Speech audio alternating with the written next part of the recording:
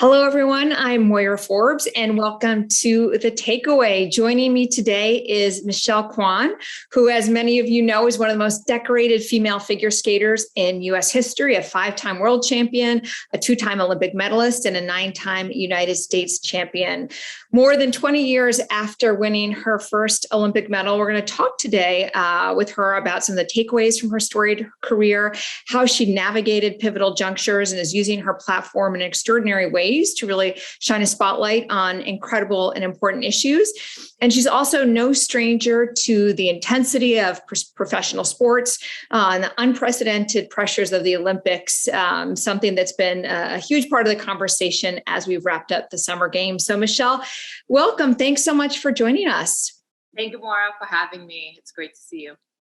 I want to start off, I want to talk about the many chapters in your career, but you're launching a really exciting project as the host of an upcoming podcast called Summer of Gold. And as we look back on the Tokyo Olympics this summer, the Games offer this really interesting opportunity to not only celebrate the amazing female athletes who just competed, but also to reflect on how far women in sports have come and how far they still have to go.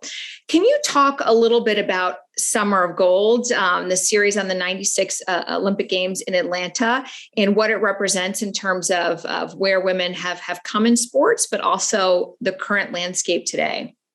Well, Maura, you put it perfectly. The summer of 1996, the Atlanta Games was a pivotal time for women in sports.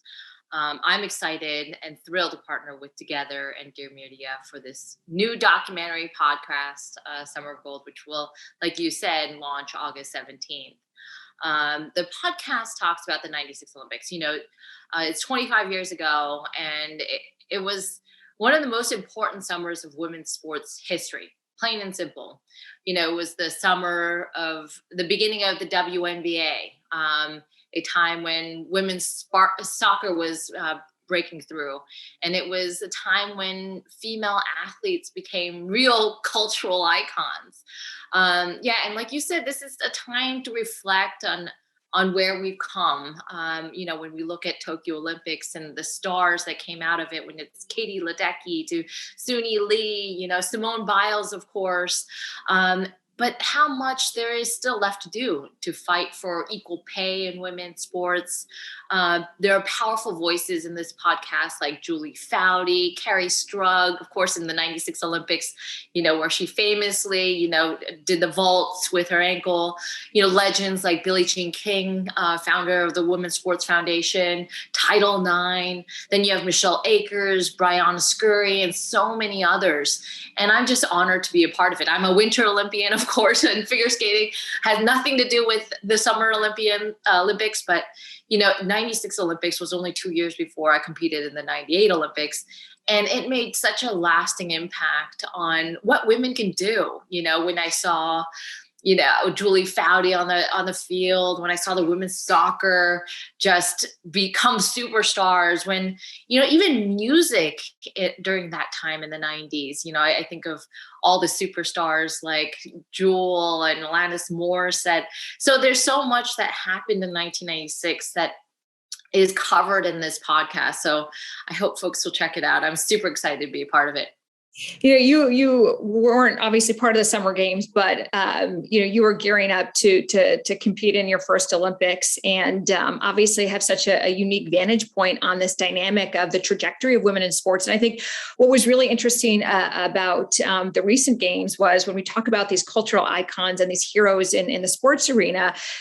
This summer also brought to life some of the vulnerabilities and complexities and challenges, at least brought to the surface in a way in conversation that hadn't existed before, as it at least relates to a reckoning around mental health in sports, and really these acute challenges that sometimes are a price to pay when you perform at that level and under that spotlight. Can you talk a little bit about your experience navigating these dynamics, and especially now that you've had some time from your Olympic career? Olympians are perceived as this almost superhero, like the pressure these Olympians that they are under. Simone Biles talked about it at length, being the star of the Olympics, and she is the sweetheart of America. We were all rooting for her, and I think we were all shocked at everything that she talked about in terms of mental health and how what she was dealing with the twisties, and that just sort of hit home for all of us. It made it relatable. It made us understand the vulnerabilities of not being an Olympic athlete, but being human. I mean, think of all the things that the gymnasts have gone through in the past, few years, and personally what Simone has gone through, and then talking about the twisties and how she was, lost in the air. I mean, can you imagine being upside down and being not knowing where you are? I know in figure skating, I might sometimes, like, if I haven't skated, well, I haven't skated in a while, and if I try to hurl myself in the air to do a triple sow cow or whatever, I definitely get lost in the air, and it's a frightening moment. But I know that I'm not upside down. So there is a lot of pressure that these Olympians are under, and it's great to have this conversation and to show their vulnerabilities, because you can't mask the feeling, and being able to talk about what is going on and how emotionally, and it's a mind, body, soul thing when you're out there performing and representing your country and trying your best. And that's the thing that I think we saw during these Olympic Games, is this sense of, wow, these Olympians are going through a lot, and it's important to take care of yourself. I mean, that's the number one thing. And that is what you saw, Simone Biles, is to acknowledge, what was emotionally and physically and everything that was happening to her, and being able to verbalize it. I think a lot of athletes, myself included, when I competed, I was like, I got this. I'm strong, and you don't want to show your weakness, but there's such strength in showing your vulnerabilities as well, because that's the only way you can get stronger.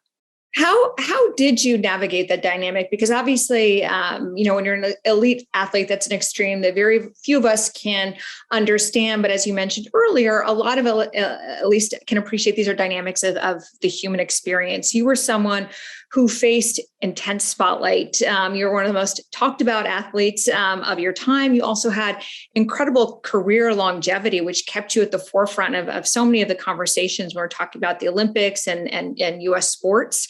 How did you learn to maintain either that balance or that ability to not face the burnout, and maintain some balance, if you can, amid this really, really intense spotlight?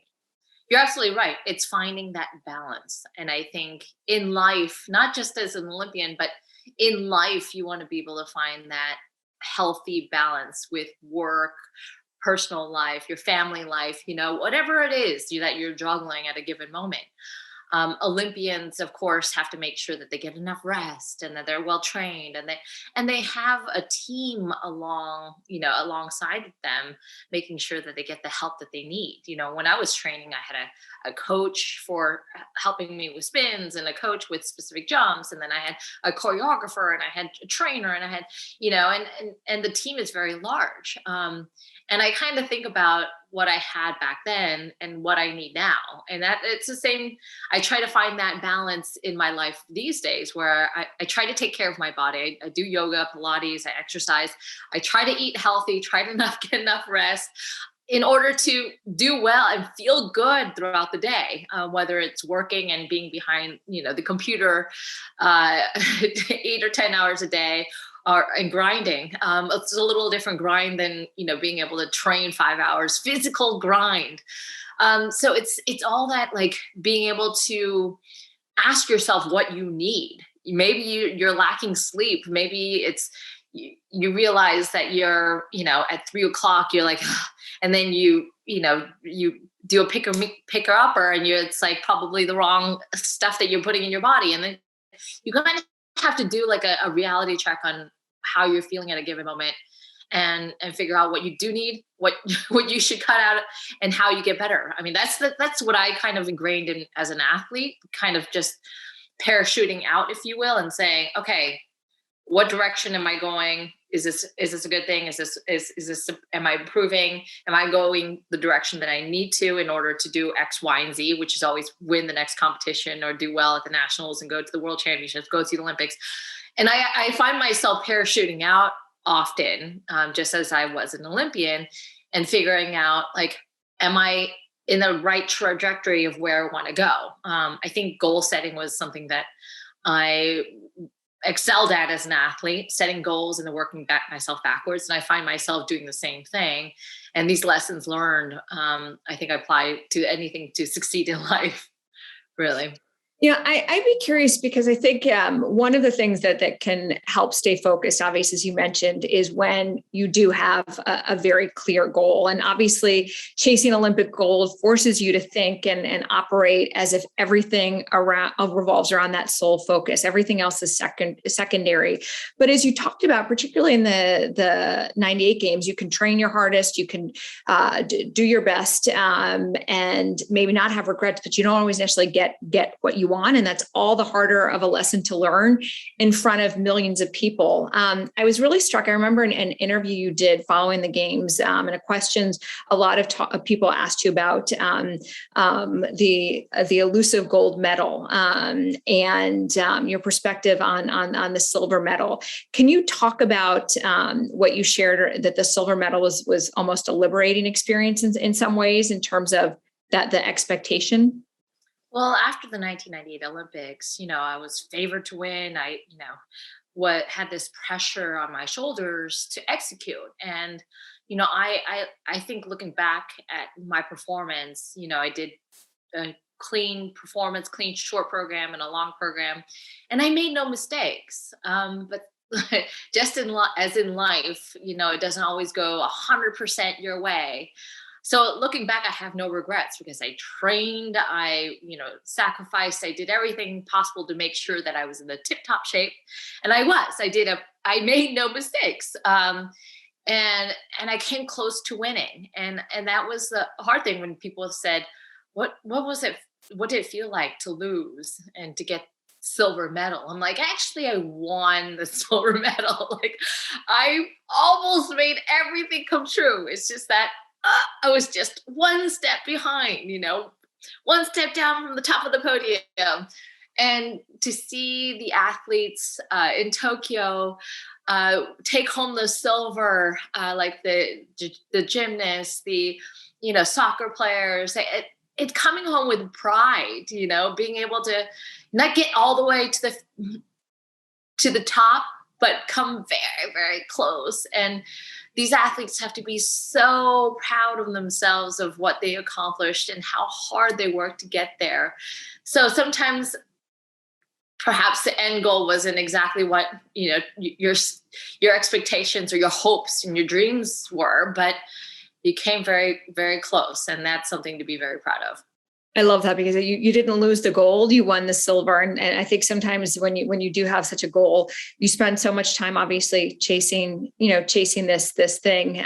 But it sometimes can force you to miss the pride of the experience, or not be able to really celebrate the extraordinary accomplishment that still has been achieved. Yeah, it is definitely the journey, because I can't justify 4 years of hard work, dedication, literally blood, sweat, and tears, because you do all three, for just that moment of gold.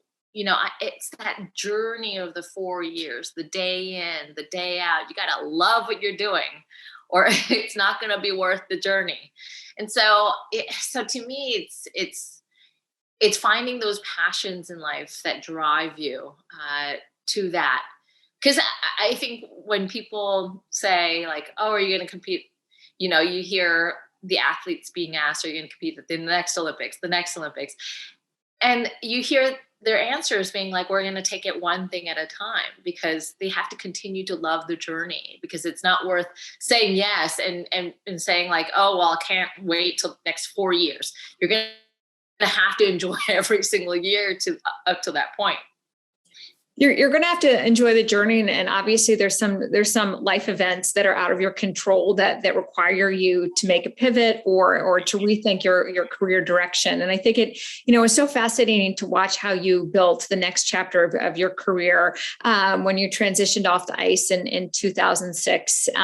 So many people are thinking about changing careers. Sometimes we're forced to make a pivot. Sometimes it's a leap we make on our own. But following leaving the rink, you went on to earn your undergraduate degree and graduate degrees in international relations. You became a diplomat. You've worked in political strategy and the like. You've had a really, really diverse career.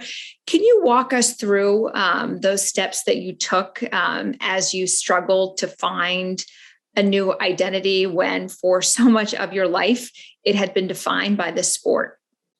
Well, Maura, that's a really a question that I've been thinking about a lot lately. I think a lot of people, especially during this pandemic, this past year and a half has been so challenging for every single person in the world. And it's made you, reflect back on your life, perhaps your work, your career path, your, family life, everything, and figuring out what's not working for you. And how do you, I think it takes sometimes a situation like this where like life altering, where you go, okay, now I reevaluated, reassessed, and reprioritized everything. That is essentially what professional athletes, what Olympians do. Because for 20 years of my life, I didn't have to ask what I wanted to be. I wanted to be Olympic figure skater. It was like, it's like that tunnel vision that athletes always talk about and that focus. And then suddenly the inevitable happens, which you retire because you can't do triple sack house for your entire life. And then you have to ask yourself, okay, what else is there? Your whole self-identity has always been revolved around being an athlete. Just as like a teacher perhaps says, I'm a teacher. But once you remove that identity, who are you? And I think this pandemic has been a reality check for all of us. Like, well, this is not what I love anymore. Let's try to transition and pivot into something else. And I think there should be sort of a handbook for athletes, because it's the inevitable that's going to happen. But we transition throughout life, whether you're, leaving the workforce to be a mom, or you're, stopping the legal practice and going somewhere else. It's scary. And you realize that you're not starting from new. That's what my thing was like. I'm suddenly not identified or what I do every day as a figure skater and train 5 hours or 6 hours a day. And I have to sort of self-discover and what are my passions. And school was a great avenue for self-discovery, because I had such an environment that was so ask all the questions you want, and figure out sort of the direction. International relations and political science, I kind of fell in love with, if you will, and was like, I want to learn more. I want to get involved. And at the same time, I was appointed as a public diplomacy envoy, traveling on behalf of the US government. So in a way, sort of an ambassadorship. So it all sort of, in a not so straight line, I ended up transitioning. And it, at the time, didn't feel like a smooth transition. But in some ways, it was discovery and through trials and tribulations, for sure, finding a new path, which ended up in public service. And like you said, in politics and in other avenues. And hey, I don't know where the next chapter will take me. And it's exciting and scary. And it's okay to be scared. You're going to make mistakes, but know that you're not starting from zero. Know that the things that I learned from sports, like hard work, perseverance, never giving up, is something that I applied to everything that I was doing outside of sports. And I continue to learn and grow and ask questions, and also surround yourself with good people. Like I have mentors in the sport of figure skating. Like I was lucky to have mentors, and also out of sports, in politics and in other arenas and business, and that fascinate me. And I can tap into these networks of incredible people who I admire and ask them questions and kind of, shadow them almost. I think it's important to be able to do that, to learn and to grow from people. So I don't know. I don't know what the right, Maura, I'm still trying to discover what's the correct way to do it. But that's a really, for athletes and watching the Tokyo Olympics, it's like, what's the next move? Will they go into broadcasting? Will they go back to school? Will they, what is their next career move? Knowing that this might be their last, sports competition event ever. And the next page, they're turning the next page into the next chapter in their life. I think it's can be such a blessing and a curse when you have such a singular goal, right? It requires such dedication and commitment and sacrifice. But at the flip side, it means that you can really easily block out and not, any other decision. You've got a very, very clear North Star. And when that is gone, I would imagine, there's moments where you feel rudderless, right? And I love that advice of going back to the skill sets that you learn that transcend the sport, the industry, whatever that moment in time is. I'd be curious because obviously as an athlete, you're someone who is defined by that grit and that perseverance. And I want to sort of talk about how you harness and have honed that after, your sports career. You trained your whole life, obviously, to do everything in your power not to fall. But what I've loved is you've talked about the biggest lesson isn't how to avoid falling. That's obviously inevitable. But the lesson is how to get yourself up and train yourself to keep going. How did you learn to do that? And how do you think about that now in the context of when you look at others wrestling through, the peaks and valleys that are inevitable parts of our lives? In sports, like you said, it's inevitable. Like you win some and you lose some. But I think it's the journey and how you deal with loss matters, and how you pick yourself back up to learn from your mistakes, to improve, to get stronger the next time around. I think that's probably the biggest lesson that I learned in sports, and really approach everything that way, is to do my best. And the mistakes that I make, I will get stronger, I will improve, and not give up. I think that's in a very succinct way, that's the greatest thing you could do, because life isn't all smooth sailing and served on a platter for you.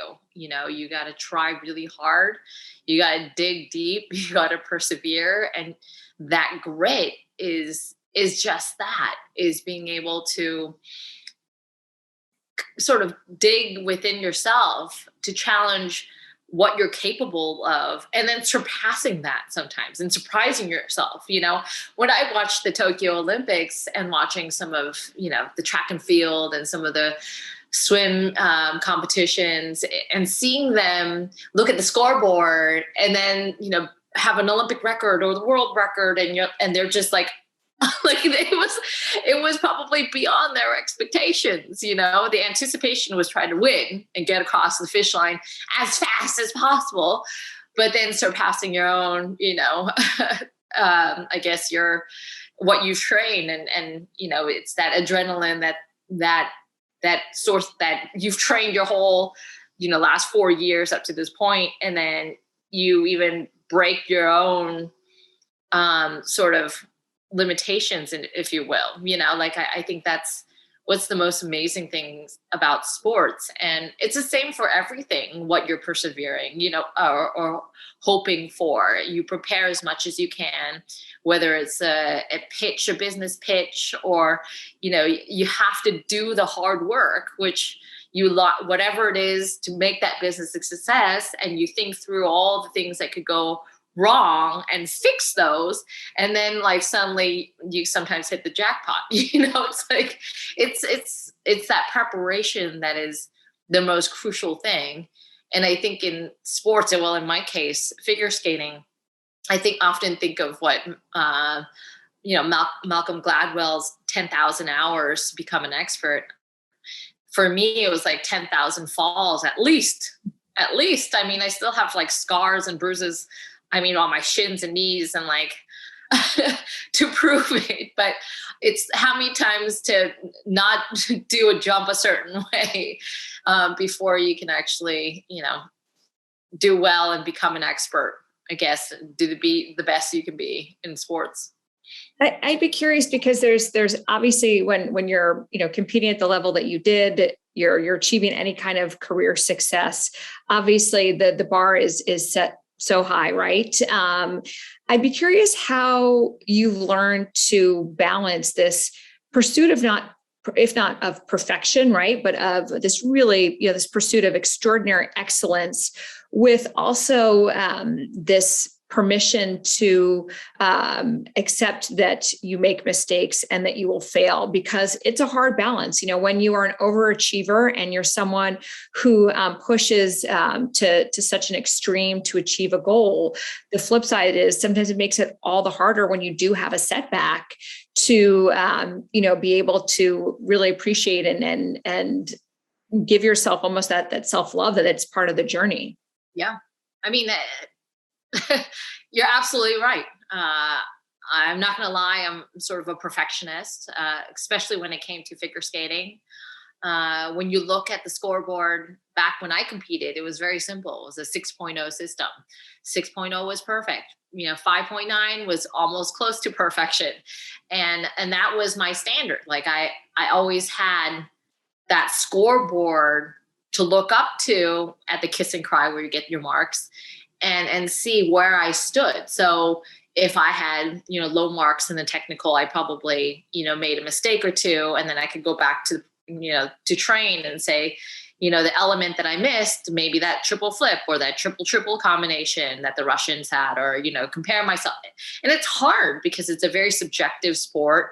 You're being judged from what you're wearing to, how you look, what your hair and your makeup. I mean, I remember a judge came up to me and was like, you didn't have enough makeup, or your costume was too plain. I'm like, wow, like, how about the skating? How about my makeup? Like, did I lose because of my makeup? But it's one of those things that I learned so much. But you're right.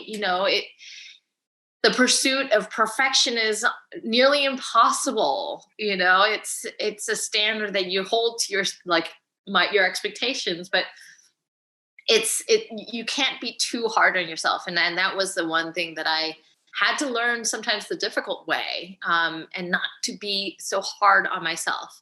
I remember my coach saying that to me. I remember there were times when I was one of those skaters that, like, if I was having a hard time with a certain jump, I would do it over and over and over and over and over, meant that I would fall. And these were like gnarly falls, right? Like I'd fall and I would get up and I'd go again, and then I'd go again. And then suddenly my coach would be like, wait, come here, stop. Like, you're going to kill yourself. Like, literally, you're not going to be able to walk tomorrow. So like, let's just start over tomorrow morning on that element. Let's just start fresh. And it takes sometimes somebody to be like, okay, like, stop. But I think near the end, I really had to self-check. And I often say parachute out. It was that moment that I had to like step back for a moment to analyze what was happening and how to overcome it. If I can actually tackle it right now, am I in the physical time? Like, is it the end of the day where I could try 100 more times, or should I like go back, get some rest, perhaps have a nice meal, and then start new the next day? So it's really hard because the pursuit of perfection is exhausting, and no one's perfect. So you could try and you can try. And that's what's so cool about sports, is you see these athletes being superhuman, like inhuman, like super, like they're doing things that you just can't even imagine. Like I watch the men's gymnastics and they're holding themselves on rings that you're like, how do you do that? And you see Suni Lee doing these like passes, and you're just like, how is that physically possible? But it's that pursuit of perfection. And I think that's for anybody, trying to excel in whatever they do, whether you're an artist, whether you're, entrepreneur, you're a CEO of a company. It's like trying to be, there's always room for improvement, but you always have to save that moment of like, you have to take care of yourself, and you have to have that balance, and you have to have that like moment where you reflect, and because you can never be perfect. You can be nearly it. You can get a 6.0. But you're right. And I think just to take that moment of pause, and sometimes it's, you have to slow down to be able to speed up. And awesome just talking about it. I know, hearing about it, I'd be curious that, you talk about living or dying by this scoreboard. Was it hard for you when you've approached different chapters in your career and there is no scoreboard, right? There is no one judging you for better or for worse in terms of your performance, because it's a bar and a standard and a set of numbers that defines your career and your success. But in other aspects of careers, there isn't such a clear-cut way to identify, am I moving in the right direction? Yeah, I mean, it is much easier when there's a scoreboard telling you where you stand, and then you can go back to the drawing board and figure out, the way forward. I think most of the time, like in anything, there is no scoreboard. So you're going to be the one judging yourself and figuring out if that's the trajectory, the path you're taking right now, the trajectory that you want to go. And it's sort of that gut check, that check all the time to figure out, am I going in the right direction? Is this making me happy? And sometimes your pursuit that started 5 years ago is going a direction that you're like not really happy with, and figuring out that gut check and perhaps altering that a little bit to a path that you want to take. And it goes back to the question that, what we were talking about earlier about the pandemic. It's really a time of reflection for all of us to figure out, as we go back into the workforce and see people, that we are doing things that we enjoy. If anything, it's a moment to say, like, life is very short and it's very fleeting. And so follow the passions and stop procrastinating on perhaps it's the business, that you wanted to start, or that transition into a career path, or being in photography, or following this hobby, or like, oh, you know what? I never did this, pre-pandemic, and I've always wanted to, and now I should. So it's life's journey. It's your life. Take control of it and make sure that it makes you happy. And I think for me, when I made that transition from a sport that I loved and everything that I knew, I was trying to figure out it was frightening, because I'm like, how am I going to find something that I loved as much as figure skating? And I kid with my family, said, I want to find a job or something that I do that they announce my name, representing the United States of America, Michelle Kwan. And I walk into the room and, people give me applause. There's nothing like it. But hey, I had a really incredible skating career where I was able to perform for over almost since the age of 13 at the world stage to, 26 years old. That's 13 years, of my life that I was able to do something that I was so passionate about, and a hobby that also paid the bills too, paid for my college, paid for, I was very fortunate. And, you want to find a job that you don't feel like it's working, that you don't feel like it's work. I'd be curious, before we wrap up, you've talked so much about the lessons that a career in sports, sort of this toolkit that you brought with you as you navigated various career junctures, and you really had this multi-dimensional career, since your time as a professional athlete.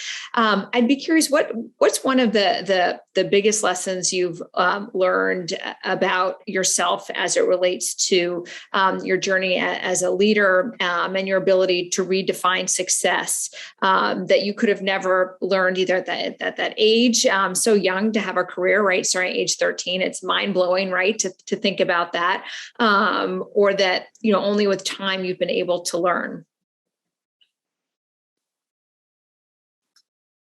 Oh, geez. I learned so much through sports. I mean, we talked about it, through the ups and downs, the trials and tribulations of, winning and losing, and, the hard work, the lessons of teamwork, working with, perhaps I'm an individual sport. You see, only me on the ice, but I had such an incredible team that helped me get to, where I wanted to be and had the same goals.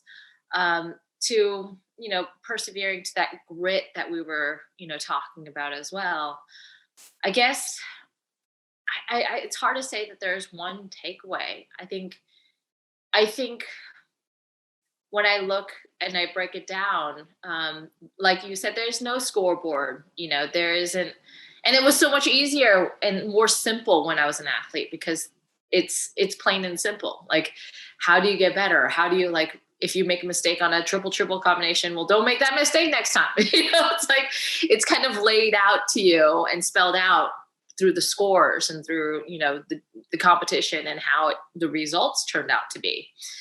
I think the thing that I take away is the moments, the quiet moments, perhaps, the moments where there wasn't the light bulb flashing and the applause from the audience and spectators, and you reflect on what your passion is and what is propelling you to go forward.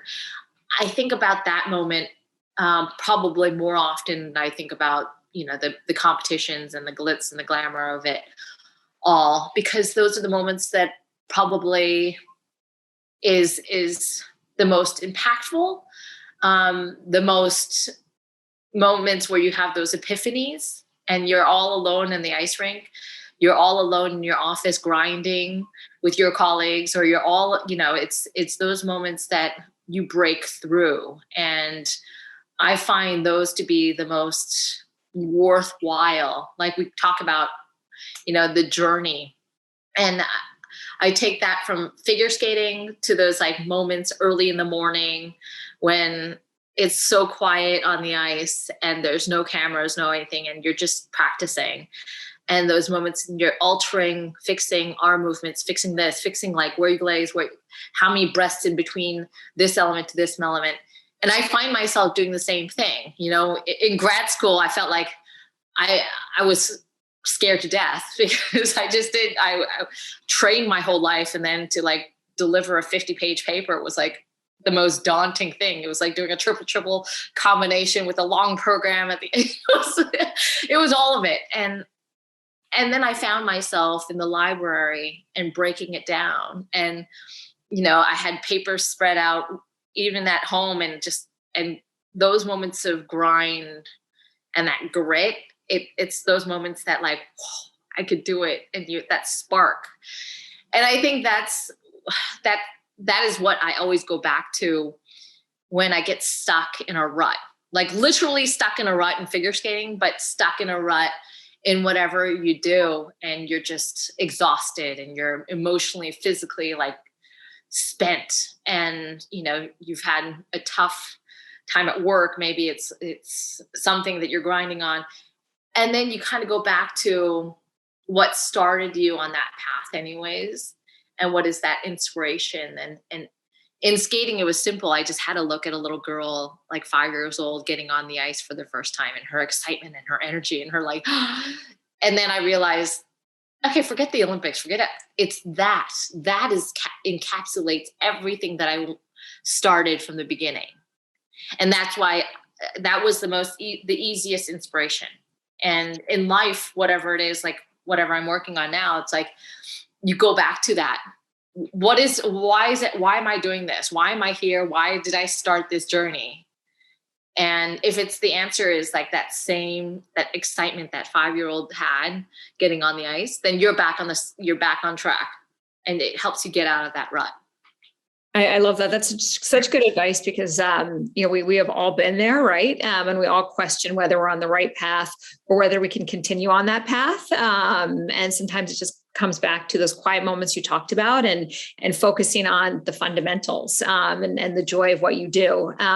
Well, before I let you go, Michelle, I would love, we end every conversation with a speed round of really quick questions just to get a few more snap insights from extraordinary performers and leaders such as yourself. So if you're game for it, I'm going to ask you a couple of really quick questions to wrap up the conversation. But as someone who is no stranger to pressure, these will roll. I literally can't do a cartwheel, let alone like ice, put an ice skate on. So anything you do or say is I'm always in awe of. Okay, so I'm going to start with it. Is there one thing you do each morning now that you think helps set you up for a productive day? I take about a minute or two to be grateful and appreciate the things that I have. What's on your perennial to-do list that just never gets done? We talked about this before. I have I want to say short list, but it's becoming a long list of things around the house that I needed to do. Luckily, I still haven't finished like the doorbell, but like it doesn't ring, but the handle works. The important things. I actually have had door handles that have not worked for a long time, and I don't advise it. If you were to describe who you are to someone else at the core of your DNA in one word, what word would you use?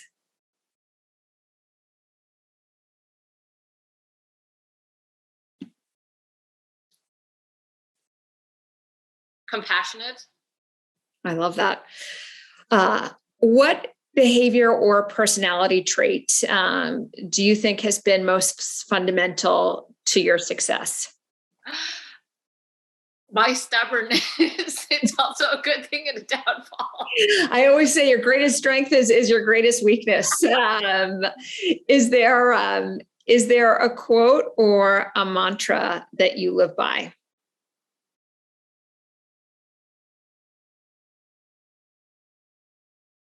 Live with no regrets. If you could have one superpower you could use in your life, and I feel like just all that you've accomplished, you have many superpowers, but if you could have one superpower in your life, what would it be? I think flying, although it wouldn't be. You kind of do. You kind of do. You kind of do. Did I mean? Yeah. Because felt as close as flying as possible. I know. You've definitely experienced it far more than most of us mere non-athletic mortals. Last question, Michelle, for you. Obviously, the name of the show is The Takeaway, and you've shared some really extraordinary insights that I think all of us can put to use in our own lives, and also just frame how we think about female athletes and opportunities for success. But you've had an incredible story, obviously, of perseverance, of dedication, of really, grinding against formidable obstacles. If you had someone looking at your story, what is the one takeaway that you hope they would have? What's the moral of your story that you'd want them to walk away with? Perseverance. I think that is something that I learned in skating, that, like we said, it doesn't always go your way, but it's how you deal with things and how you get better and how you get stronger. Well, you're someone who exemplifies that concept of perseverance grit, but also just extraordinary grace under the pressure and the spotlight throughout your career, and of course the generosity with which you bring that spirit to the work that you're doing now. So Michelle, thanks so much for joining us. We can't wait for the podcast, which comes out very, very shortly. And congratulations on that incredible project and all that's ahead. Oh, well, thank you, Moira. It was great to chat with you. Thanks so much, Michelle. And thanks everyone for joining us today.